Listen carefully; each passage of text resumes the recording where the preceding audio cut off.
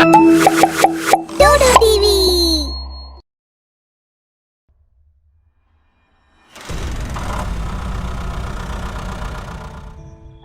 एक रात हरिया और उसका बेटा बबलू आपस में बात कर रहे थे।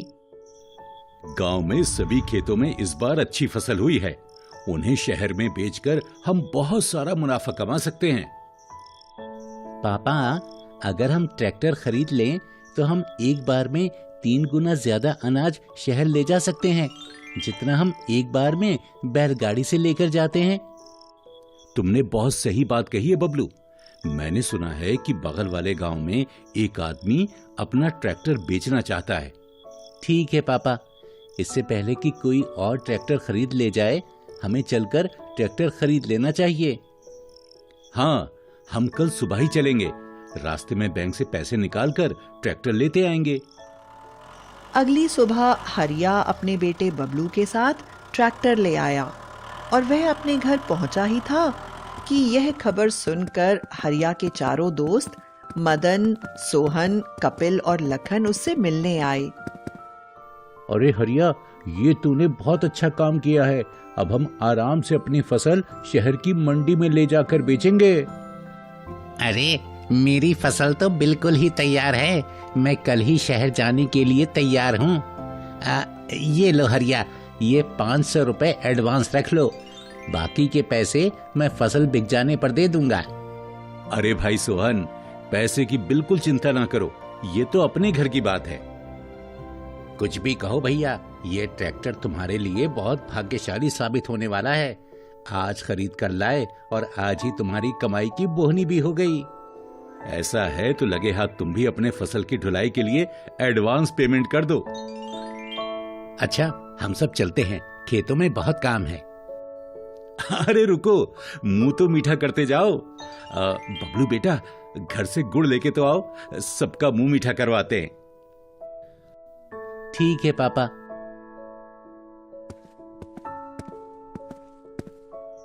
रात में हरिया खा पीकर जल्दी ही सो गया, क्योंकि अगले दिन सुबह ही उसे अपना ट्रैक्टर लेकर सोहन के खेत पर जाना था।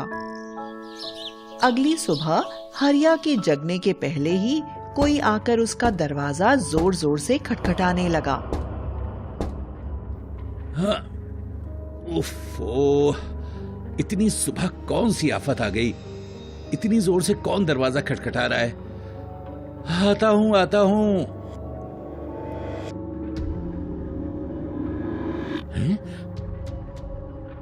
अरे मुखिया जी, आप? राम राम मुखिया जी, क्या बात है? आप सभी लोग एक साथ इतनी सुबह सुबह? राम राम हरिया, ये दुआ सलाम तो अपनी जगह ठीक है, लेकिन तुमने जो काम किया है वो सही नहीं किया है। मैंने क्या किया है?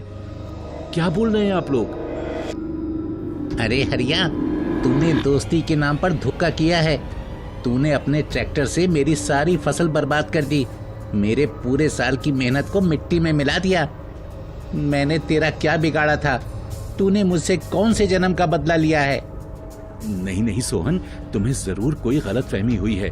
मैं तो कल जल्दी ही सो गया था, ताकि सुबह सुबह ही तुम्हारे खेत से फसल उठाकर शहर निकल जाऊं। भला मैं तुम्हारी फसल क्यों बर्बाद करूंगा?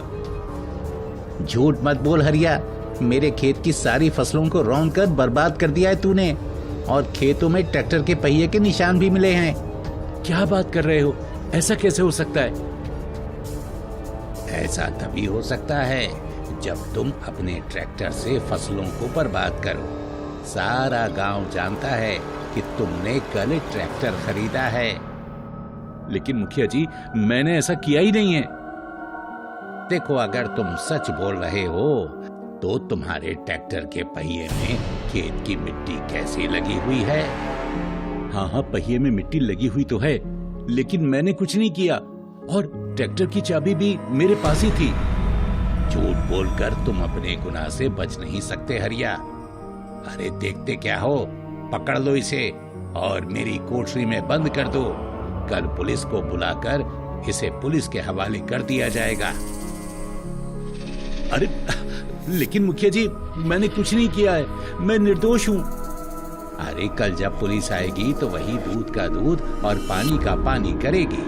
और गांव के लोगों ने हरिया को एक कोठरी में बंद कर दिया। हरिया रोता रहा मगर किसी ने उसकी एक न सुनी। लेकिन अगले दिन फिर से हंगामा हो गया। अरे मुखिया जी, मैं तो लुट गया, बर्बाद हो गया। मेरी फसल भी किसी ने बर्बाद कर दी है। पूरे के पूरे खेत को ट्रैक्टर से रौंद दिया है। लेकिन हरिया तो कोठरी में बंद है। ये कोई और है मुखिया जी, जो हमने हरिया को गलत पकड़ लिया है। असली अपराधी तो बाहर घूम रहा है। ये जो कोई भी है वो हरिया के ट्रैक्टर का इस्तेमाल करके फसलों को बर्बाद कर रहा है। हम उसे छोड़ेंगे नहीं, लेकिन हम उसे पकड़ेंगे कैसे? हाँ, पकड़ने के लिए हमें कोई जाल बिछाना पड़ेगा। मुखिया चाचा, मेरे पास एक आइडिया है। आप कहोगे तो बताऊंगा। मैं आप लोगों की मदद कर सकता हूँ, लेकिन मेरे पिता निर्दोष हैं। आप लोगों को पहले मेरे पिता को छोड़ना पड़ेगा। बबलू बेटा, हम समझ गए हैं कि हरिया निर्दोष है। हमसे गलती हो गई है। हम उसे छोड़ने ही वाले थे। ठीक है मुखिया चाचा, ये जो कोई भी आदमी फसलों को बर्बाद कर रहा है वो मेरा ट्रैक्टर इस्तेमाल कर रहा है। अगर सभी लोग रात में मेरे ट्रैक्टर की निगरानी करें तो पता लग जाएगा कि उसका इस्तेमाल कौन कर रहा है। बबलू बिल्कुल सही बोल रहा है। आज रात में 4-5 लोग हरिया के ट्रैक्टर की निगरानी करेंगे और उसके आसपास कोई भी भटका तो उसे पकड़ लेंगे। ठीक है मुखिया जी, मैं रात होते ही मदन, कपिल और सोहन को भी लेता आऊंगा। रात में सभी लोग छुपकर ट्रैक्टर की निगरानी करने लगे। जैसे ही आधी रात हुई, एक चुड़ैल उड़ती हुई आई और ट्रैक्टर पर बैठ गई। चुड़ैल को देखकर सभी डर गए और उनके मुंह से आवाज भी नहीं निकल रही थी। चुड़ैल ने ट्रैक्टर स्टार्ट किया और वहां से चली गई। चुड़ैल के जाने के काफी देर बाद तक भी कोई अपनी जगह से नहीं हिला। आधे घंटे के बाद चुड़ैल ट्रैक्टर लेकर आई और हरिया के घर के सामने खड़ा कर दिया और उड़ते हुए वापस अंधेरे में गायब हो गई। अगले दिन गांव में फिर से हल्ला हो गया। इस बार मदन के खेत की फसल को रौंद दिया गया था। अरे, अब तो मैं भी बर्बाद हो गया। मेरी तो शादी भी होने वाली थी। फसल को बेचकर जो पैसा मिलने वाला था उससे मैंने अपनी होने वाली पत्नी के लिए मंगलसूत्र खरीदने का सोचा था। अरे पहले ट्रैक्टर वाली चुड़ैल से निपट लेते हैं, फिर तुम्हारी शादी भी देख लेंगे। मुखिया चाचा, मेरे पास एक आइडिया है। आप कहोगे तो बताऊंगा। हाँ, मैं कह रहा हूँ, बताओ क्या आइडिया है? मुखिया जी, अगर हम ट्रैक्टर को किसी के घर के खंबे से बांध दें तो वो चुड़ैल ट्रैक्टर को कहीं भी नहीं ले जा पाएगी। बबलू का आइडिया बहुत बढ़िया है। हम लोहे की जंजीर ट्रैक्टर के पीछे बांध देंगे और फिर उस जंजीर को मेरे घर के खंबे से बांध देंगे। ठीक है, आज शाम में ही ये काम किया जाएगा। शाम के समय सभी लोग कपिल के घर के सामने इकट्ठे हुए। कपिल ने ट्रैक्टर के पीछे जंजीर बांधी और उसका दूसरा सिरा अपने घर के खंभे से बांध दिया। इसके बाद सभी छुपकर चुड़ैल का इंतजार करने लगे। जैसे ही आधी रात हुई, अंधेरे में से निकलकर चुड़ैल आई और ट्रैक्टर पर बैठ गई। चुड़ैल ने ट्रैक्टर को स्टार्ट किया और उसे ले जाने लगी, लेकिन ट्रैक्टर जरा सा भी नहीं हिला। आज मुझे 3 खेतों का फसल रौंदना है और ये ट्रैक्टर हिल क्यों नहीं रहा है? तो गांव वालों ने इस ट्रैक्टर को जंजीर से बांधा है। उन्हें लगता है कि ऐसा करने से वो मेरे क्रोध से बच जाएंगे। मैं अभी अपनी ताकत का नमूना दिखाती हूँ। और फिर चुड़ैल ने पूरी ताकत से ट्रैक्टर को आगे बढ़ा दिया। चुड़ैल का ये गुस्से वाला रूप देखकर सारे लोग वहां से भाग खड़े हुए। अगले दिन सभी मुखिया के घर पर फिर से इकट्ठे हुए। अरे उस चुड़ैल ने तो मुझे कहीं का नहीं छोड़ा। उसने मेरे खेत को भी रौंद दिया और मेरे घर भी। मैं तो बर्बाद होने के साथ साथ बेघर भी हो गया। दुख की बात तो है ये, और इस दुख की घड़ी में पूरा गांव तुम्हारे साथ है कपिल।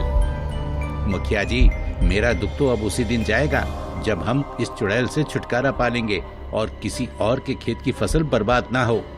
ऊपर वाला कोई ना कोई रास्ता जरूर सुझाएगा इस ट्रैक्टर वाली चुड़ैल से छुटकारा दिलाने का। मुखिया चाचा, अगर हम ट्रैक्टर के चक्के की हवा निकाल दें तो चुड़ैल वो ट्रैक्टर कहीं भी नहीं ले जा पाएगी। हाँ, बबलू सही बोल रहा है। आज हम ट्रैक्टर के चक्के की हवा ही निकाल देंगे। अभी चलते हैं, अभी हवा निकालेंगे।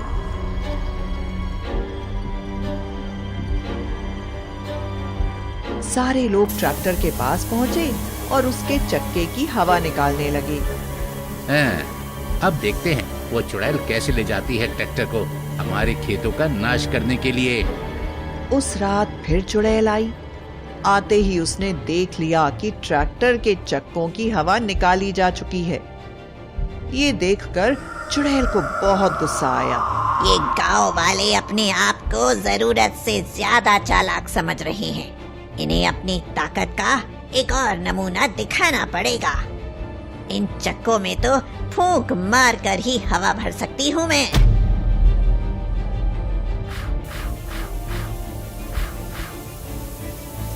आज मैं इस ट्रैक्टर से गांव की सारी सड़कें खराब कर दूंगी। अगले दिन फिर सभी मुखिया के घर पर इकट्ठे हुए। अरे ये चुड़ैल तो बहुत खतरनाक है। हम डाल डाल चल रहे हैं और ये पात पात चल रही है। क्या करें इस चुड़ैल का? मुखिया चाचा, क्यों ना हम ट्रैक्टर की स्टीयरिंग खोलकर हटा दें। बिना स्टीयरिंग चुड़ैल तो क्या कोई भी ट्रैक्टर को नहीं चला सकता है। और फिर मुखिया ने मैकेनिक बुलाकर ट्रैक्टर की स्टीयरिंग हटवा दी। उस रात फिर चुड़ैल आई। सबसे पहले उसने चक्के की हवा चेक की। आज एक भी चक्के की हवा नहीं निकाली है गांव वालों ने। अगर निकाली होती तो मैं इन सबको रौंद देती। ये क्या? इसकी तो स्टीयरिंग ही गायब है।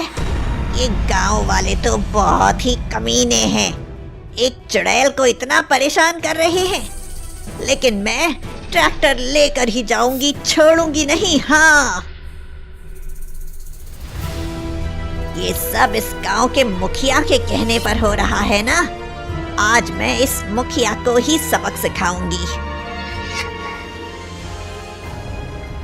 गांव वाले छुपकर चुड़ैल की सारी कारस्तानी देख रहे थे। उसके जाते ही सभी बाहर निकल आए। ये चुड़ैल डरावनी तो है ही, साथ ही साथ बहुत जिद्दी और खतरनाक भी है। इसको ऐसे खुले में नहीं छोड़ सकते हैं। गांव वालों के लिए ये बहुत बड़ा खतरा है। मुखिया चाचा, एक बात आपने नोटिस की है? इस चुड़ैल ने सिर्फ खेतों को नुकसान पहुंचाया है, किसी भी इंसान को नुकसान नहीं पहुंचाया है। हाँ, बहुत शरीफ चुड़ैल लग रही है ये तो। हाँ, और आज तो ट्रैक्टर को ही सर पर उठा ले गई। अभी वो ज्यादा दूर नहीं गई होगी। चलो चलकर उसे पकड़ते हैं। वाह चाचा, मैंने बताया कि वो इंसानों को नुकसान नहीं पहुंचाती है, तो उसे पकड़ने की बात कर रहे हो। नहीं तो सिर्फ छुप छुप कर ही देख रहे थे। चलो चलो सब, नहीं तो दूर निकल जाएगी। सिर पर ट्रैक्टर उठाए चुड़ैल मुखिया के घर के सामने पहुंची ही थी कि गांव वालों ने लाठी डंडे लिए उसे चारों तरफ से घेर लिया। ओ चुड़ैल, ये ट्रैक्टर नीचे रखकर अपने आप को हमारे हवाले कर दे।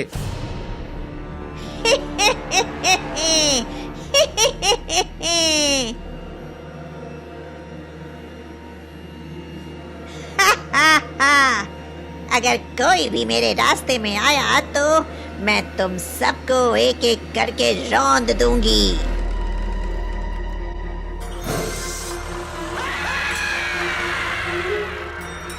डर के मारे मुखिया पेड़ पर चढ़ जाता है।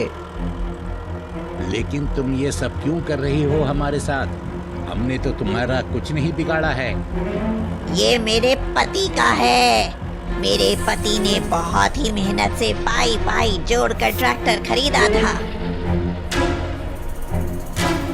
लेकिन मैंने तो इसे बगल वाले गांव के कालिया से खरीदा है। उसने तो बताया कि ये ट्रैक्टर उसके एक रिश्तेदार का है, जो पैसे की जरूरत आ जाने के कारण इसे बेच रहा है। झूठ बोल रहा है वो। उसने ही मेरे पति की हत्या की है और उसकी लाश को ले जाकर खेतों में गाड़ दिया था। एक चुड़ैल का पति इंसान था? बेवकूफ आदमी, मैं भी इंसान ही थी, लेकिन उस कालिया ने मेरी भी हत्या कर दी और मेरे घर पर कब्जा कर लिया। लेकिन तुम हमारे खेतों को बर्बाद क्यों कर रही हो?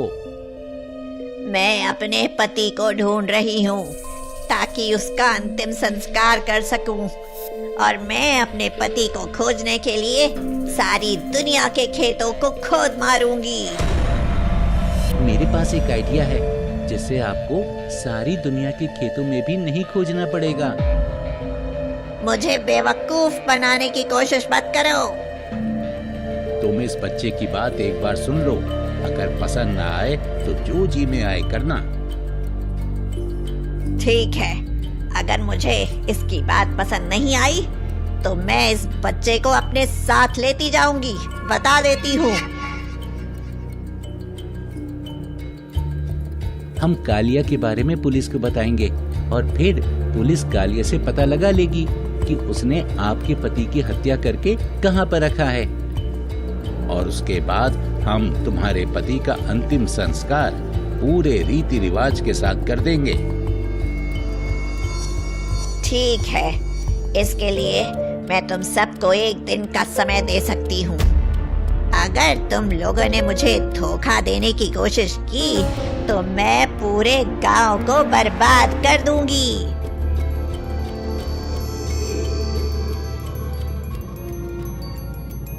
अगले दिन मुखिया की सूचना पर पुलिस ने कालिया को पकड़ लिया और उसे जेल में डाल दिया।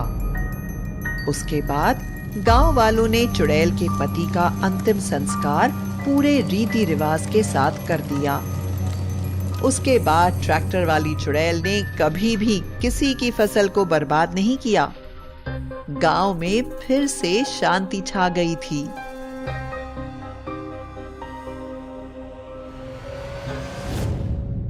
कुणाल, धीरज और आयुष कॉलेज एग्जाम्स के बाद अपनी कार से ट्रिप पर निकले थे।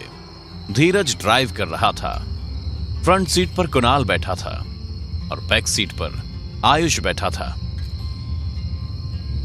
यार, इस बार का ट्रिप बहुत स्पेशल होने वाला है। हाँ भाई, अब हम बड़े हो गए ये। तूने सब कुछ रख लिया था ना जो मैंने कहा था? मेरे पास जो था वो मैंने रख लिया था, बाकी ले लेंगे रास्ते से। ठीक है। तभी सामने एक मॉल दिखता है। धीरज, गाड़ी रोक, मुझे कुछ लेना है। भाई जल्दी आना। कुणाल कार से उतरकर मॉल की तरफ चला जाता है। क्या लीना क्या था इसे? अरे पागल है वो, पता नहीं घूमने जा रहा है या गृहस्थी बसाने जा रहा है। अबे वो देख सामने।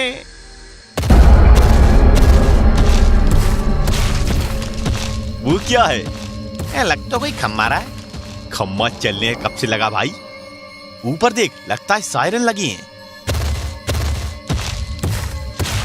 हो सकता है कि यहाँ के लोग कोई फंक्शन कर रहे हो और कोई और रीजन से सायरन ले जा रहे हो। हाँ, वो तो सकता है।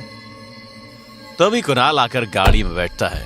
उसके हाथ में गन होती है। भाई ये क्या लाया तू?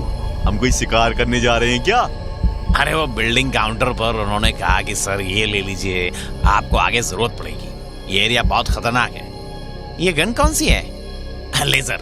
यहाँ सायरन पिलर्स है क्या? ये क्या होती है? वो हॉलीवुड मूवीज। अरे भाई तू मूवीज कम देखा कर, ठीक है? धीरज गाड़ी स्टार्ट कर देता है और वो लोग आगे बढ़ जाते हैं। तभी सायरन की आवाज आती है। लगता है आसपास कोई फैक्ट्री है, पर ये आवाज थोड़ी अलग है भाई। ना तो एम्बुलेंस जैसी है ना पुलिस जैसी। इंडस्ट्री वाली भी अलग होती है, ये कौन सी है? तभी धीरज झटके से गाड़ी रोक देता है। उन्हें जोर का झटका लगता है। वो लोग नजरें उठाकर देखते हैं तो उनके सामने दो लंबी लंबी टांगे होती हैं जो पतले पिलर्स जैसी दिखती हैं। ये क्या बोला है? चुप हो जा भाई। उसी वक्त सामने एक कुत्ता दौड़ते हुए रोड के इस पार से उस पार जाता है। वो दोनों टांगे भी उस कुत्ते के पीछे चल देती हैं। उसे देखकर इन लोगों का बुरा हाल हो जाता है और उसके जाते ही चैन की सांस लेते हैं। ये क्या था भाई? हम वापस चले क्या?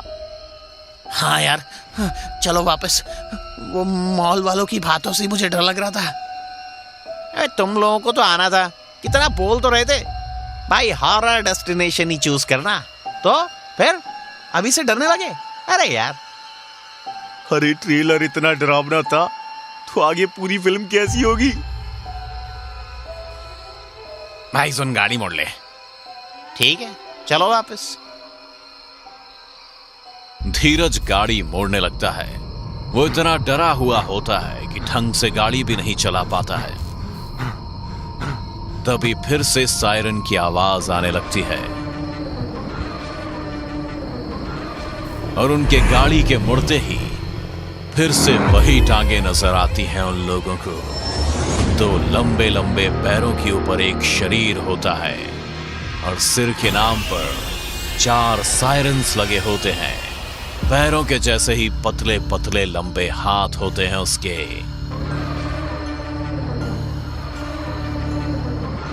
वो इनकी कार को हाथ में उठाकर खिलौने की तरह ऊपर नीचे करने लगता है। कार के दरवाजे खोल देता है और जैसे ही ऊपर नीचे करता है ये लोग नीचे जमीन पर गिर जाते हैं। ऊपर से गिरने के कारण चोट तो लगती है, पर जान की फिक्र में उठकर भागने लगते हैं। आयुष के ऊपर लेजर गन गिरती है तो वो उसे लेकर भागता है। भागते भागते कब जंगल में घुस जाते हैं ये उन्हें पता ही नहीं चलता। आयुष, तूने हमें फंसा दिया। यार मुझे नहीं पता था यार ये जगह इतनी खतरनाक होगी। अगर हम मर गए तो?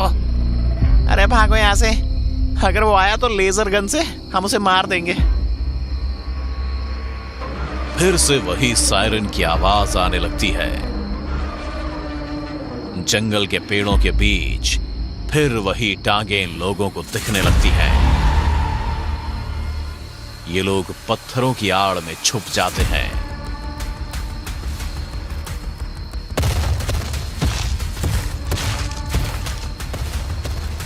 मैंने हॉलीवुड मूवीज में देखा है, ऐसे क्रिएचर्स को सायरन पिलर्स कहते हैं। ये बहुत पावरफुल होते हैं और मुझे पता है कि इनको कैसे खत्म करते हैं। यार तुझे जो करना है वो कर, पर आज हम लोगों की जान बचा ले प्लीज। तुम लोग चुप रहना। अगर वो इधर आए तो सब अलग अलग भागना। अब मैं गोली चला रहा हूं, ठीक है? Okay bro. इधर सायरन पिलर पूरे जंगल में लोगों को ढूंढ रहा होता है और अचानक उनके पास आ जाता है।